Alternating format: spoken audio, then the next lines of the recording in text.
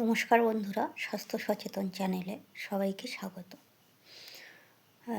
অনেকে বাড়িতে মহিলাদের কথা বলছি বিশেষ করে, সবজি কাটতে কাটতে কিছুটা হাত কেটে গেল, বা রান্না করতে করতে পুড়ে গেল, বা হোঁচট লেগে অনেকের পা কেটে যাচ্ছে, কিংবা লোহাতে পা কেটে যাচ্ছে। এইসব যখন কেটে যাবে বা পুড়ে যাবে, আপনারা অতি অবশ্যই টিটেনাস নেবেন। টিটেনাস নিলে আমাদের যে রোগ প্রতিরোধ ক্ষমতা বা ব্যথাটা শুকানোর যে ইমিউনিটি থাকে, সেটা অনেক অংশে বৃদ্ধি পায়। তো আপনাদের হয়তো অনেক সময় কেটে যাচ্ছে, আপনারা কোনো গুরুত্ব দিচ্ছেন না।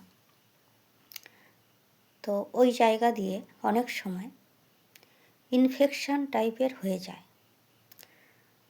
আপনার হয়তো বাড়িতে যে ওষুধপত্র আছে লাগিয়ে দিলেন, নোংরা জমছে, জল লাগছে, সেগুলো খেয়াল করলেন না।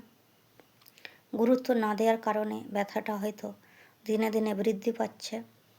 আপনারা বিভিন্ন রকমের ঘরোয়া উপায় করে ব্যথাটাকে বাড়িয়ে দিলেন। কোনো রকম টিটেনাস নিলেন না, কিংবা ডাক্তারের দেখালেন না, ভাবলেন যে বাড়িতেই সেরে যাবে।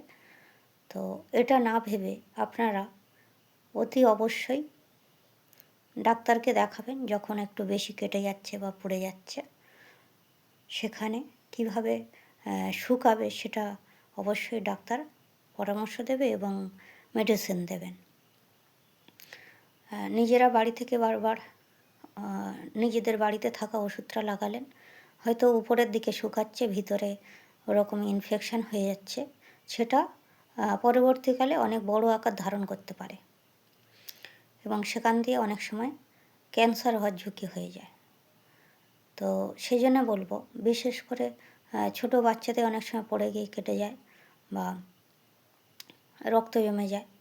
এইসব ব্যাপারগুলো অবশ্যই গুরুত্ব দেবেন, যাতে না পরবর্তী সময়ে এই ছোট্ট কাটাটা অনেক বিরাট রূপ ধারণ করে এবং বিপদের সম্মুখীন হতে না হয়। সেই জন্য বলছি যে বাড়িতে ওষুধ আছে অবশ্যই লাগিয়ে দেবেন, কিন্তু দেখবেন যাতে তাড়াতাড়ি না শুকাচ্ছে তখন অবশ্যই কাছাকাছি কোনো সরকারি হাসপাতালে গিয়ে ডক্টরকে দেখাবেন। তারা দেখে মেডিসিন প্রেসক্রাইব করবে এবং সেই মতো আপনারা সেখানে লাগাবেন এবং জায়গাটাকে অবশ্যই পরিষ্কার রাখবেন সবসময়। হালকা কাপড়, মানে গজ কাপড়, ওই ব্যথাটায় বেঁধে রাখতে পারেন।